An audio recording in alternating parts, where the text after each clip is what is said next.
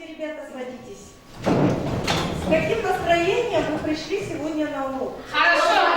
Очень хорошо. Отлично. Я очень рада за вас. Я думаю, что нам вместе удастся сохранить ваше настроение, создав на уроке атмосферу творчества и взаимопонимания. А поможет нам в этом, ребята, сегодня наш урок. Не просто урок русского языка и литературы, а урок мастерская. Я желаю вам познавательного путешествия в мир литературы. Но прежде чем перейти к нашей теме, ребята, я хочу вам предложить послушать аудиозапись.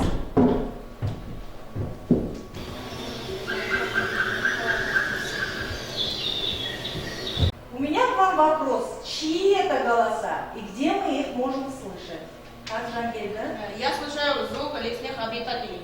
Так. Мы такие звуки можем услышать в лесу. В лесу, так. Это звуки лесных обитателей птиц. Птиц уточнили, да? Так. Звуки раздаются в лесу. Звуки раздаются в лесу. В действительности, ребята, такие разноголосые звуки человек может услышать в лесу. Вот мы говорим лес, звуки, птицы, лесные обитатели. Как вы думаете, о чем мы сегодня будем с вами говорить на уроке? О природе. Так. Я думаю, мы сегодня говорим о природе. Мы будем говорить с вами о природе. Наверное, о природе. Тоже о природе, и если точно уточнить, о ее жителях, обитателях, да? Итак, сегодня у нас, ребята, урок. Тема нашего урока, ребята, я поведаю вам свою боль по рассказу Виктора Петровича Астафьева «Белогрудка». Мы сегодня, ребята, цель нашего урока. На уроке что мы сегодня вы сможете? Анализировать содержание рассказа, определяя особенности изображения главных и второстепенных персонажей, создавать высказывания, описания с опорой на ключевые слова или же план.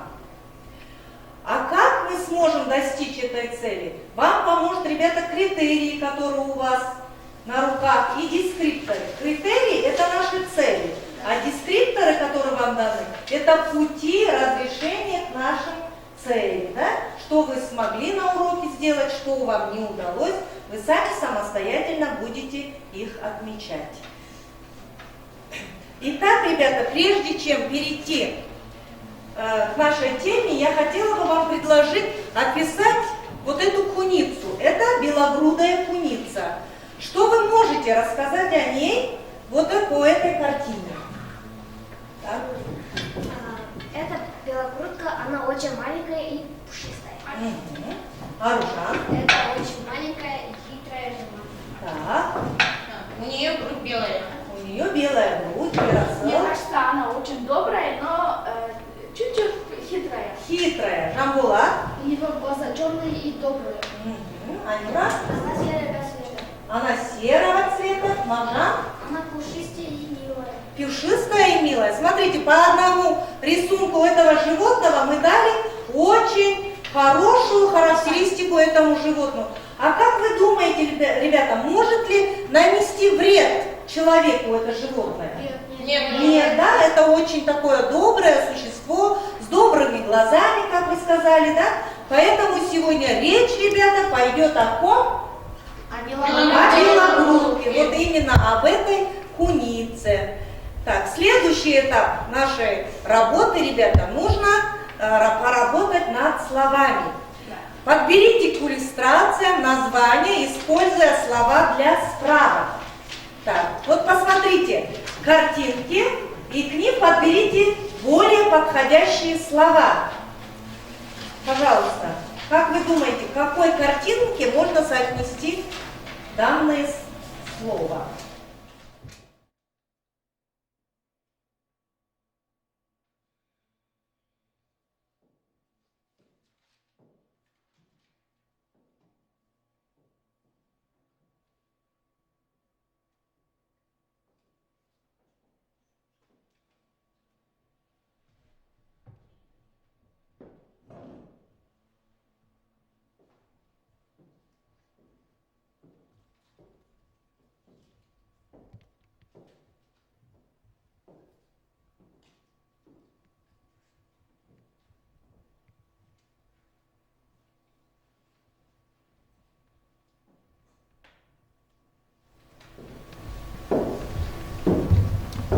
Итак, заканчиваем, ребята. Так, посмотрим так. К первой картинке. Что вы отнесли? Какое слово? Да? Первые картинки валежник. Валежник. Валежник. Что такое валежник? Я Можете объяснить? Это сухие ветки, да, которые собрались в одном месте, да? Вот сразу. Так. Следующее. Следующее, мне кажется, что это глухомань. Ага. Это непроходимое место в лесу. В лесу непроходимое, молодцы. На третьей картинке изображена, я думаю, простофиля. Ага. Потому что это человек, пилит, который сам себе сидит. Так, пилит дерево, на котором сам Сидят сидит, пули. да? Так, Четвертая молодец. картина это косогор, потому что это обрыв. Обрыв косогор, да, вы так решили? Так, Маржан, Пятая картинка это мужчина, это лесная яма. лесная ягода, молодец, Айнура. Это Галина Звезда, это имя деревни. Это деревенька, и вы решили, что Верейна Зуята, да, название деревни. Так, следующий этап нашей работы, ребята, я хочу вам предложить прослушать. Теперь мы приступим к изучению Астафьева «Белогрудка». Я предлагаю вам посмотреть видеоматериал и прослушать рассказ. Строят два озера, и на берегу их отголоском крупного села ютится маленькая деревенька, 3 дома, Зуяты. Между Зуятами и Верейна огромный крутой косогор, видный на много десятков верст темным горбатым островом. Весь этот косогор так зарос густолесьем, что люди почти никогда и не суются туда. Глухо на косогоре, сыро и сумеречно. Еловая и пихтовая крепь надежно хоронит от худого глаза и загребущих рук жильцов своих. Птиц, барсуков, белок, горностая. Держатся здесь рябчик и глухарь. Очень хитрый и осторожный. А однажды поселилась в чащобе косогора, пожалуй, одна из самых скрытных зверушек – белогрудная куница. 2 или 3 лета прожила она в одиночестве. Изредка появлялась на опушке. Глухомань. На 3-е или 4-е лето белогрудка родила котят. Маленьких, как бобовые стручки. Мать грела их своим телом, облизывала каждого до блеска, и когда котята чуть подросли, стала добывать для них еду. Она очень хорошо знала этот косогор. Кроме того, она была старательная мать и вдосталь снабжала едой котят. Смотрите, куница. Вон где у нее гнездо. О, ушла. Давай скорее, пока не вернулась.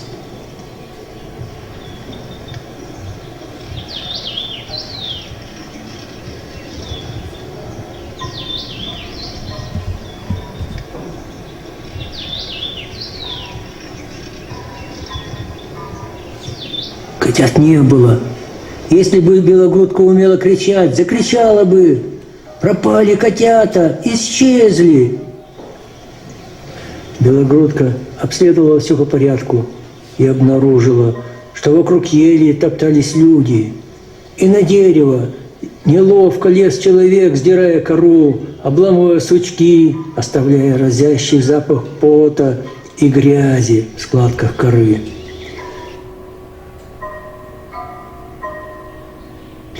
К вечеру белогрудка точно выследила, что ее детенышей унесли в деревню. Ночью она нашла и дом, в который их унесли. До рассвета она металась возле дома. С крыши на забор, с забора на крышу. Часами сидела на черемухе под окном, слушала, запищат ли котята. Но во дворе гремела цепью и хрипло лаяла собака. Хозяин несколько раз выходил из дома, сердито кричал на нее. Белогрудка комочком сжималась на черемухе. Теперь каждую ночь она подкрадывалась к дому, следила, и все гремел и бесновался пес на дворе. Как-то белогрудка подкралась на сеновал и осталась там до света, а днем не решилась уйти в лес. Днем-то она и увидела своих котят. Иди, кому говорю? Что, больно ведь? Итак, ребята, мы прослушали рассказ не до конца. Да? Остановились на том моменте, когда взрослый хозяин дома предложил ребятам отнести зверушек снова в лес. Теперь я вам хочу предложить такую творческую работу. Как вы думаете, послушаются ли ребята взрослых? Отнесут ли они снова котят белогрудки или же поступят по-иному? Как развернуться в дальнейшем событии? Об этом вы должны сейчас написать. Работаем.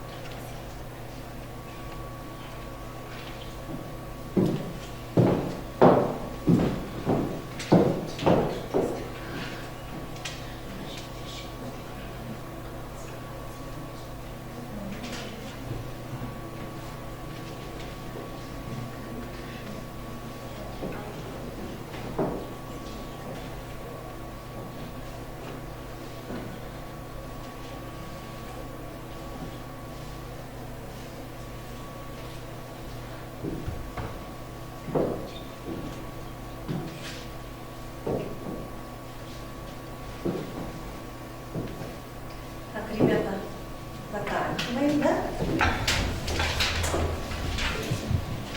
Так, а теперь давайте мы с вами прочитаем, что у вас получилось, да? Так, ага. Потом наступил вечер. Ребята забрали прокаток и ушли домой. Белогрудка этой же ночью унесла не в свое место, а через болото в другое место. Другое место, да? Читаем дальше. Я хочу рассказ закончиться так.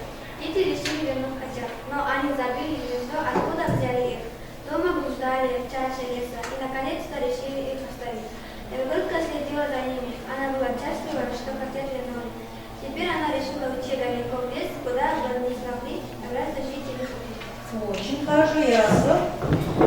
Мне кажется, что дети продолжили мучить князь. Белогрудка не знала, что делать, но хозяин сказал, что если вы не вернете их матери, вас постигнет беда. Дети испугались и решили их вернуть.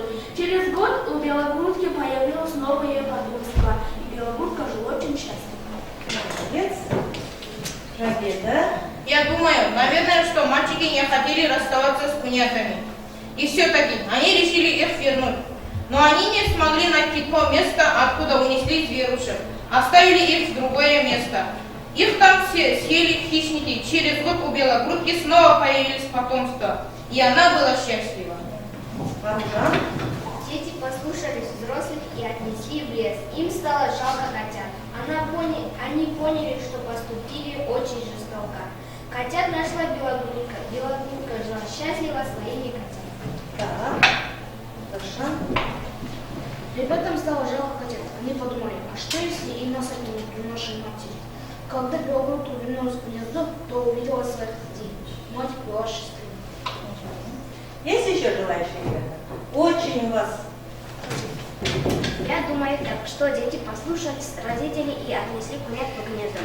От встречи белогрудка была счастлива, а через некоторое время семейство белогрудка еще пополнилось новыми кунятами. Ага, да, точно. Так. Ребята отвечали охотники.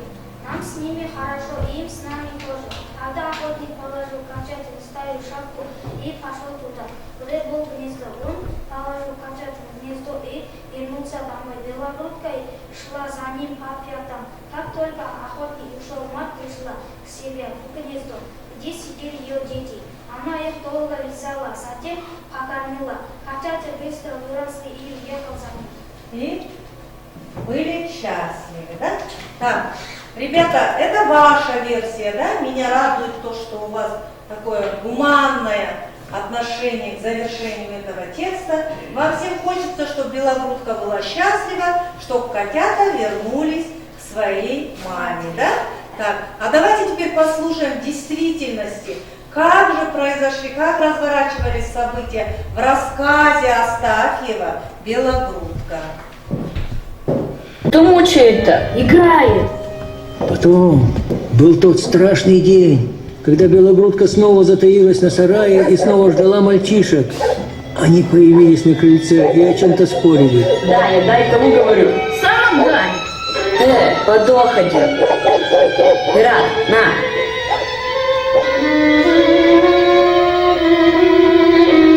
Ту же ночь на селе было придушено множество цыплят и кур.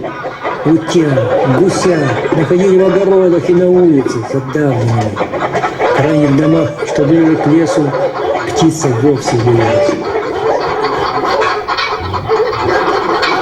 И долго не могли узнать люди, кто это разбойничает ночами на селе.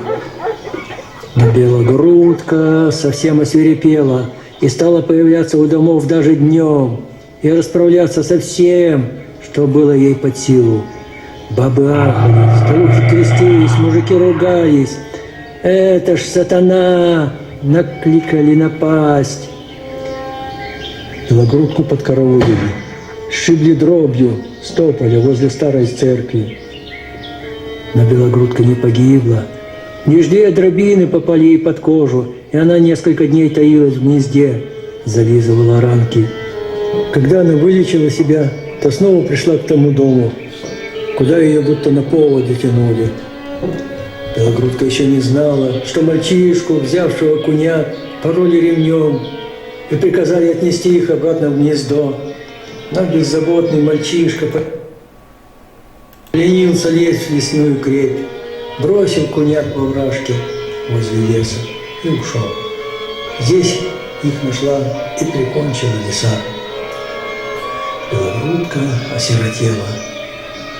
Она стала давить на прополую голубей, утят, не только на горе Верейна, но и в Зуятах тоже.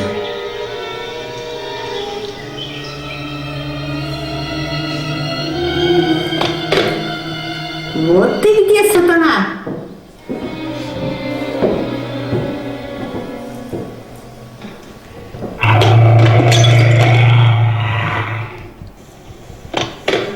О, поймала я ее! Вот она, зараза такая! Ну и зря. Она не виновата. Обидели ее, засердили. Беги. Не попадайся больше.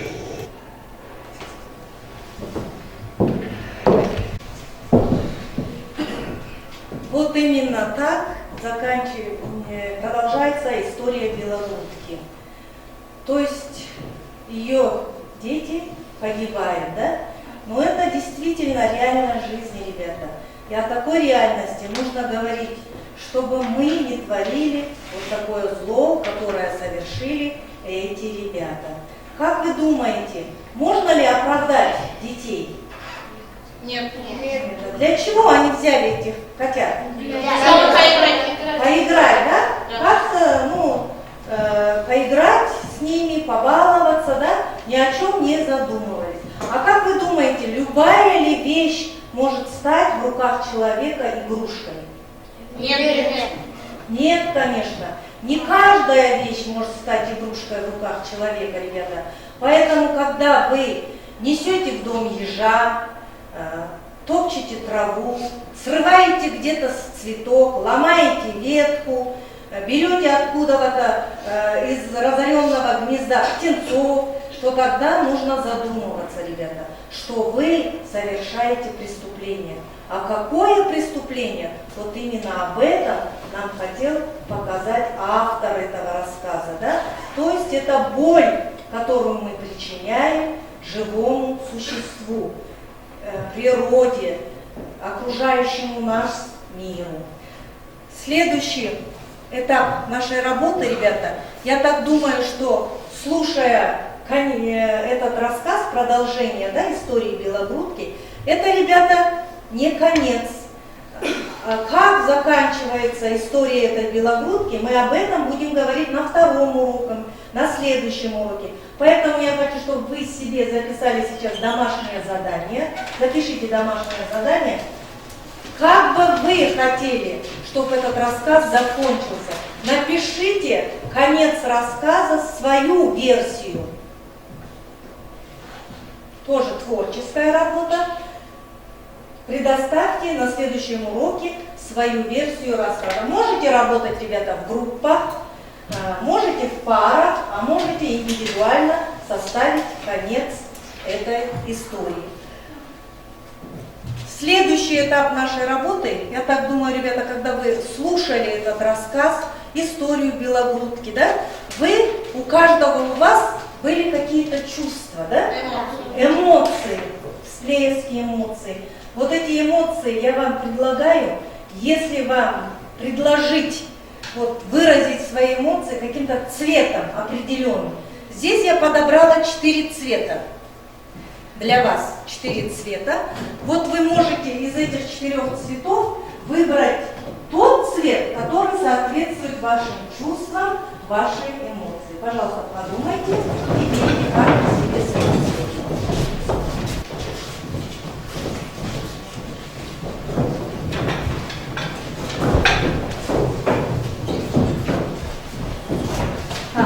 Выбрали, да?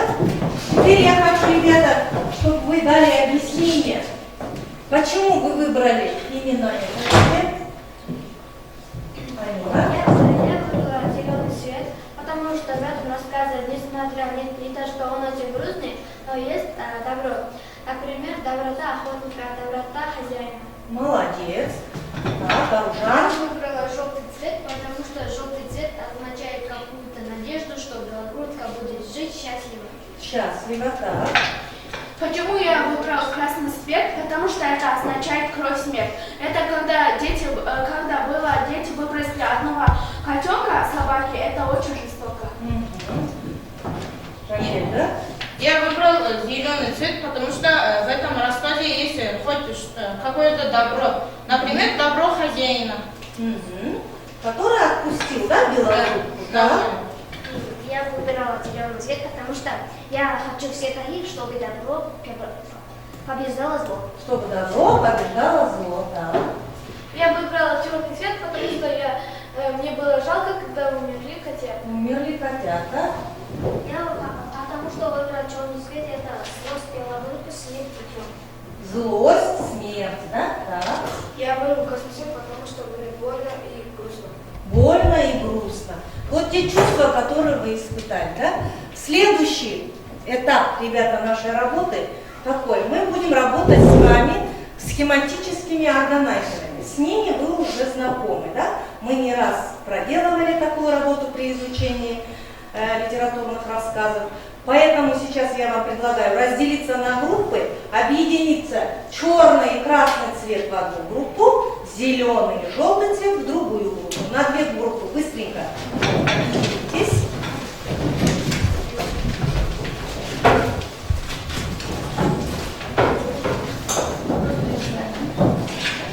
Так, первая группа. Ваше задание такое. Вы должны построить сюжетную линию рассказа. Гора истории. Так называется схематический органайзер. Выстроить сюжетную линию. Опять это же оригинал, да? Вам даны, значит, обрывки, где вы должны по сюжетам распределить. Вторая группа, ребята, выполняет следующее задание. Вам даны ключевые слова. По этим ключевым словам вы должны построить историю, рассказать историю Белогрудки. Восстановить пирамиду истории Белогрудки.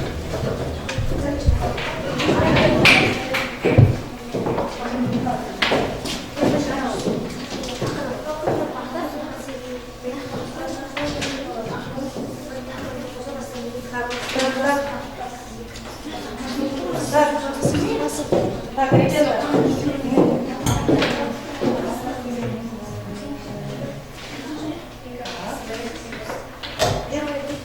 Пирамида начинается с ночи.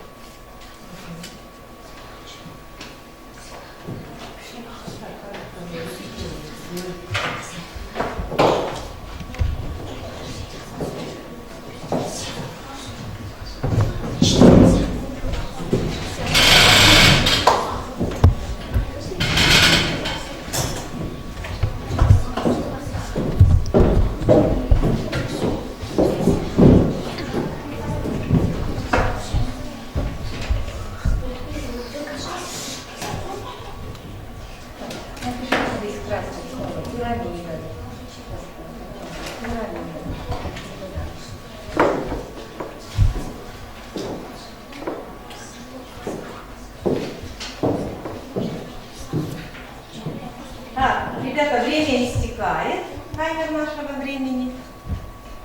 Так, ребята, время истекает. Так, все, приготовились, да? Сели по местам.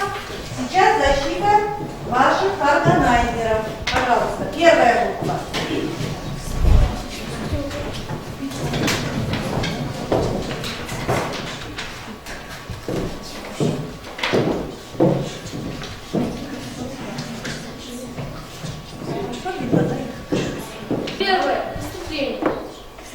Вступление. Глухо на косогоре, сыро и сумрачно, еловая и пихтовая крепь надежна, хоронит от худого глаза. Жильцов своих птиц, барсуков, белых горностай, держится здесь рядчик и глухарь, учит хитрый и осторожный. Завязка. А подожди, косогора. Пожалуй, самый скрытный сторож, я обручаю куница.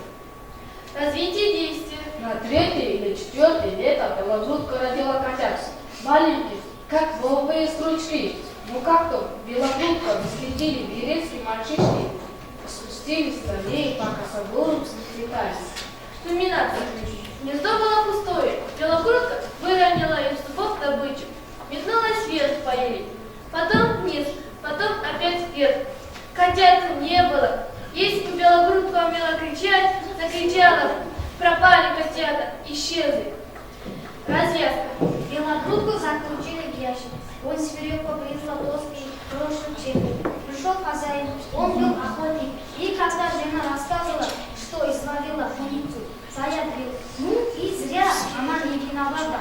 Ее обидели, осиротили и пустили куницу на волю. Думаю, что больше она в суетах не появится. Так, молодцы, ребята. Вы с работой справились очень хорошо, да? Давайте еще раз давайте построим. Сюжетная линия состоит из чего? Вступление, завязка, развязка.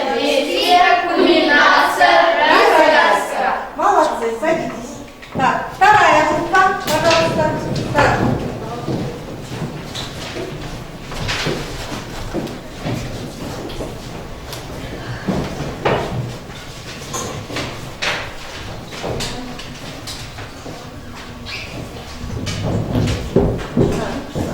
Мы должны составить рассказ о белогрудке из данных ключевых слов. Деревня Глина стоит на горе, под горою до озера берегу, которого ютится маленькая деревня Придонна Звят. Между этими деревнями есть огромный крутой косогор. Он сильно зарос, и люди почти и никогда не суются туда. На косогоре глухо, сыро и сумрачно. Он надежно хранит свою обитацию. А однажды поселилась белогрудная куница.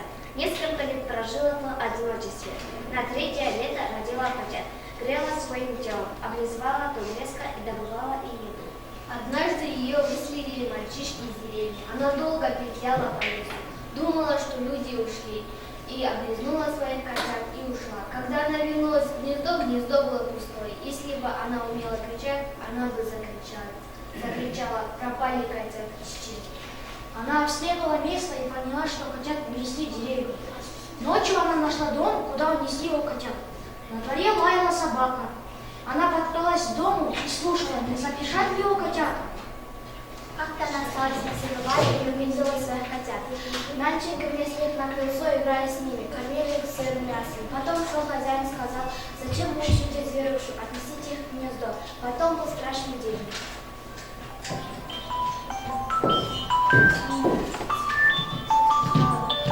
На другой день дети о чем-то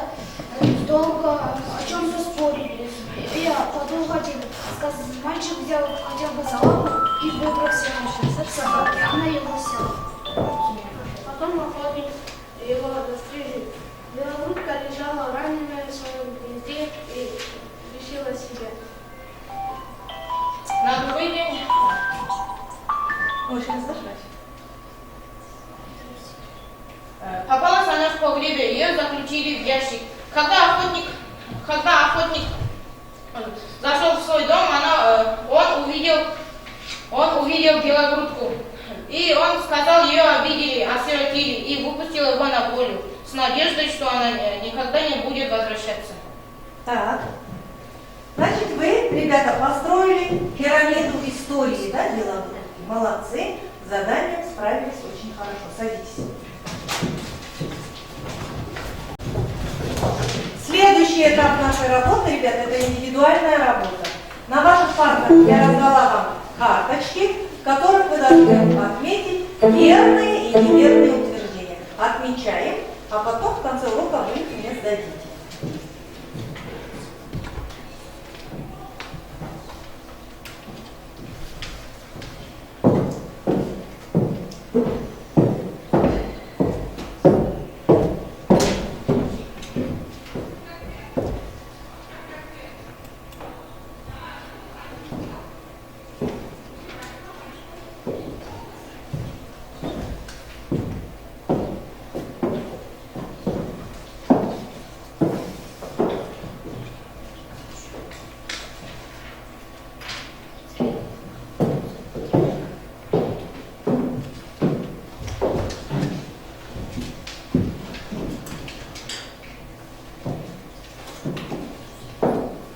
ребята, время истекло. Так, карточки отложили в сторону. Теперь давайте вернемся к теме нашего урока. И теперь в конце нашего урока поговорим о том, о какой же боли хотел нам рассказать Астафьев. Я думаю, что писатель хотел рассказать о боли природы. О боли природы. Я думаю, что это боль, которую люди наносят природе. Так вы знаете, реки и озера, бывают птицы и звери.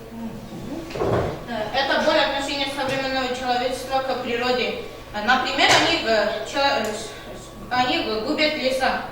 Правильно. Губят леса, а вместе с ними и лесных обитателей, мир, да, птиц, животных. Все это нужно оберегать.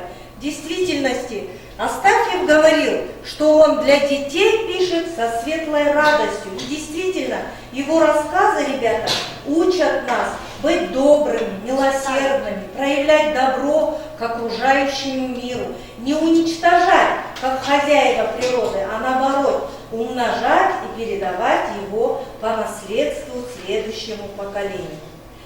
Сейчас я хочу, чтобы вы, ребята, следующий этап нашей работы – это рефлексия. Рефлексия это наша называется волшебная лестница. Значит, вы должны определить, на каком уровне этой лестницы вы находитесь, да?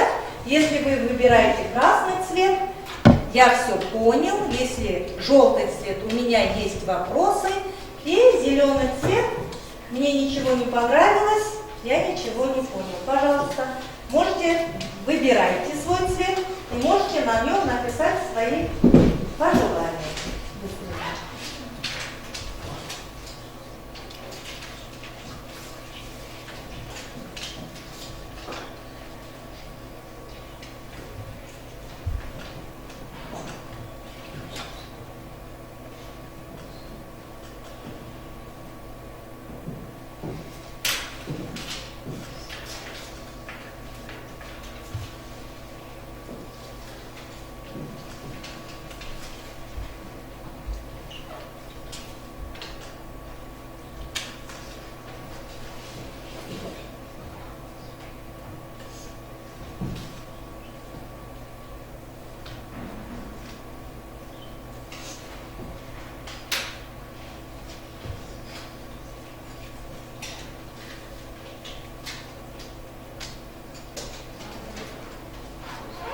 Так, все, ребята, пожалуйста, какие цвета вы выбрали? Проходите.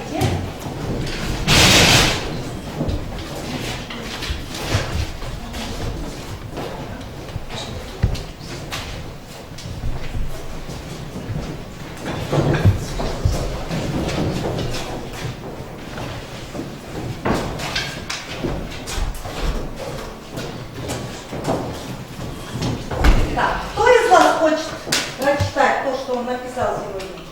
Давайте. Я все понял. Мне понравился урок. У меня есть желание, чтобы было еще раз вот таких вот мастерских уроков. Так. Я вот смотрю по вашим выбранным стикерам и очень радуюсь за вас, ребята, что сегодня вы все поняли урок, что вам все сегодня было понятно и ясно, да? Да. Так, и сегодня я очень рада за вас, ребята. Спасибо вам за предоставленное мне удовольствие. Вы проявили свое творчество. Каждый из вас свои чувства проявил к этому уроку, да? Теперь хотелось бы закончить свой урок словами величайшего персидского поэта средневекового Востока Низами.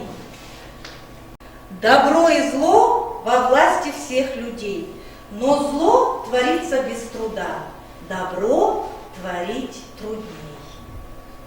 Я вас благодарю за урок. До свидания, ребята.